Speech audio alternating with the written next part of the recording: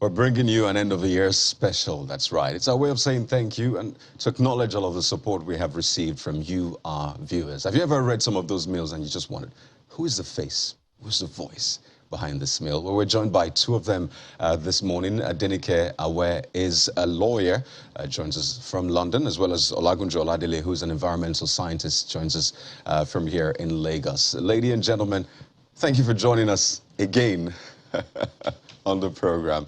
Let's just have this, laid-back conversation. I'd like to start with Adenike Awe.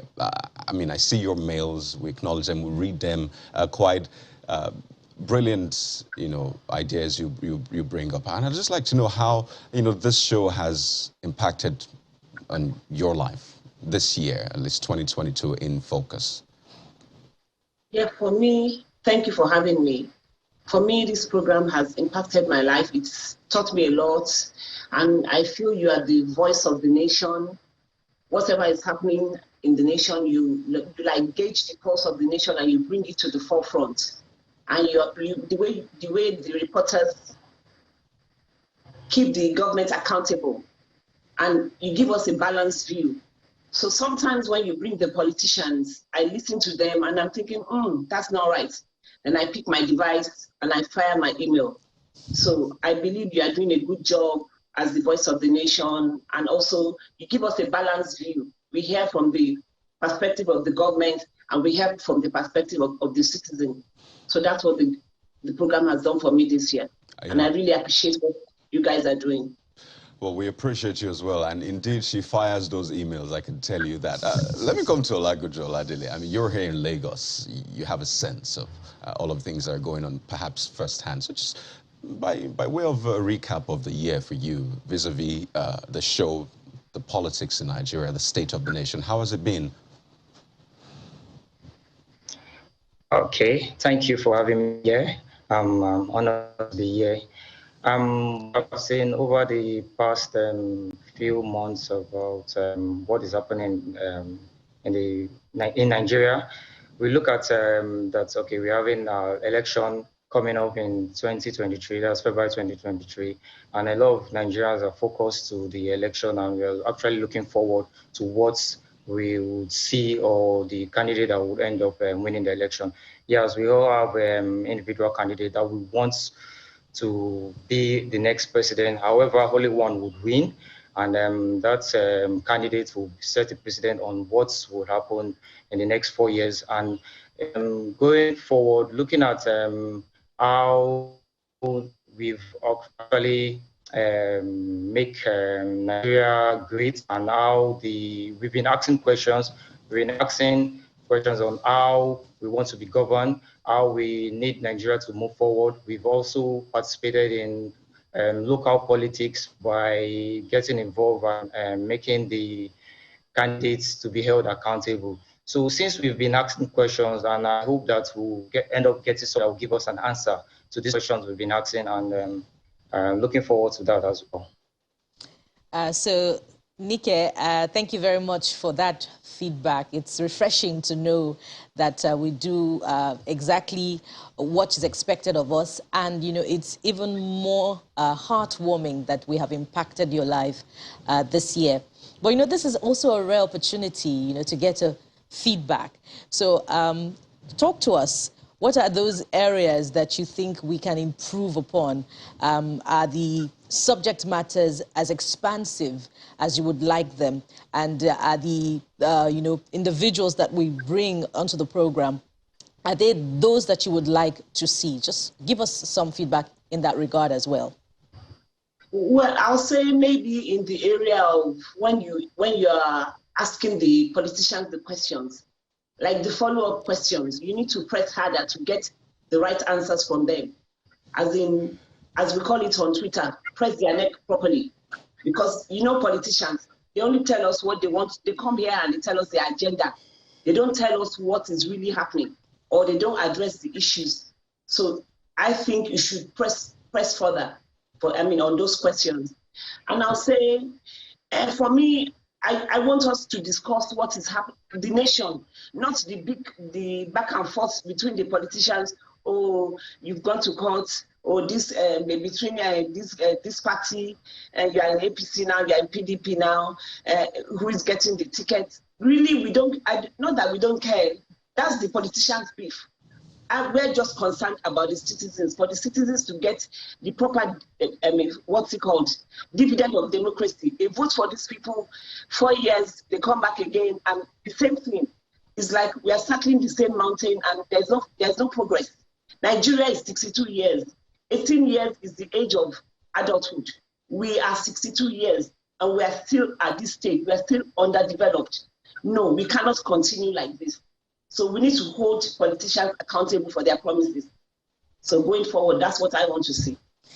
Let me now come to you, Olagunju. You talked about the need to ask the politicians those questions, to hold them accountable, and then, you know, to know what the plans that they have.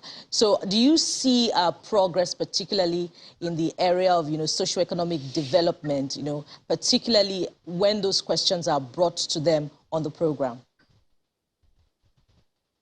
Yes, thank you, Bukola. Yes, I would also say, okay, that in the interest of Nigeria, we need the economic to be top-notch to meet the standard of the average Nigeria. We want to make sure that all the politicians are optimal in their functions. We also want to make sure that, okay, that even though we are looking at the election that is actually coming up, we still want them to be able to perform to the best of the interest of Nigeria. Then, as well as looking at the National Assembly as well. The election that is actually coming up, we have a National Assembly as well. That's coming up this February, and most of us are focused on the presidential election. The National Assembly also will play a major role in giving us a good economy by setting up budgets as well as policies that would enable the government to perform. And looking at the financial policy, the new CBN policy, the limited cash as well. We know that, okay, this 2023, we have, this coming 2023, we have a lot of, the percentage of Nigerians that are using internet or using the mobile transactions are actually fewer, and we can't overemphasize on the challenges that would come with it. Right. However, but I'm optimistic, and I'm actually looking forward. I also commend the CBN policy. There are a lot of challenges there, but I'll commend them for what they've done so far. And I see that we have to move forward. We have to get it right. Nigerians are actually very, very eager to get to the next part. We want something done. We're actually eager, but I know everything is going to be in a slow pace, and we'll surely, as long as there's a direction, right, that's what is actually more important. Okay, I mean, we'll go to Abuja soon, but I'd like to ask Adenike this, because I imagine you represent, to an extent, Nigerians in diaspora. I know it's one thing to stay in Nigeria and experience all of things going on. It's another thing to see things from a different perspective. So I wonder for you, what are your expectations, really? I don't want to ask if Nigerians in diaspora are planning to come back and settle back home. I know that question is always tricky. But from where you are, from the people you relate with, what really is your desire for Nigeria? What do you see for Nigeria in 2023?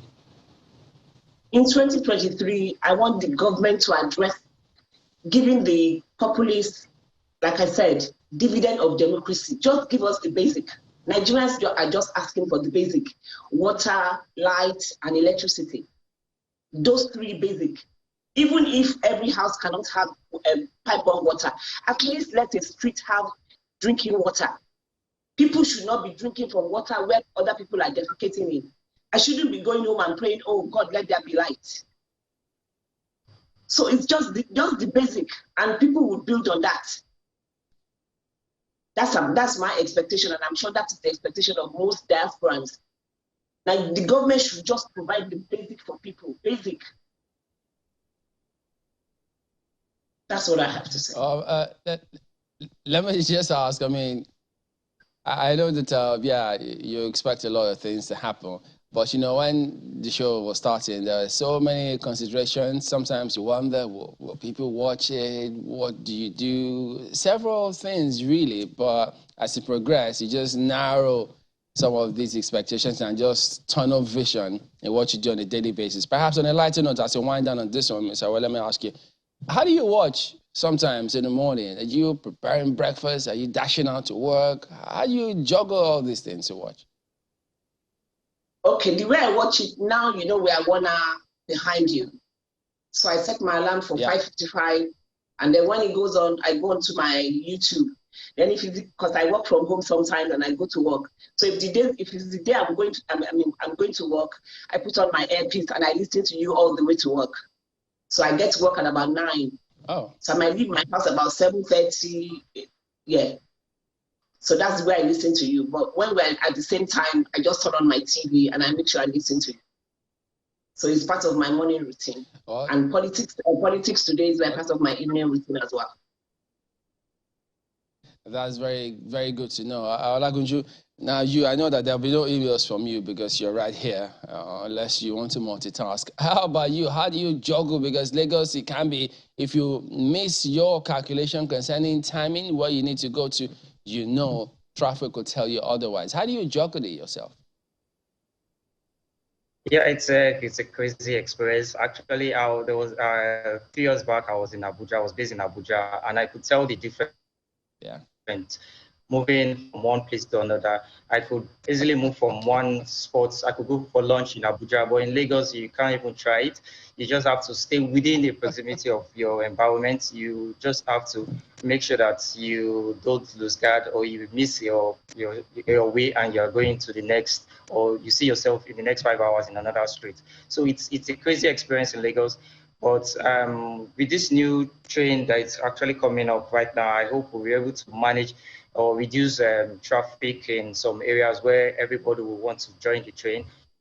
Or sometimes instead of driving to work, we'll just use other alternatives to ease our way of moving around Lagos. Lagos is a busy town and people keep coming into Lagos. Well, we hope that every other state manage their own environment as well, instead of the influx that keeps coming to Lagos.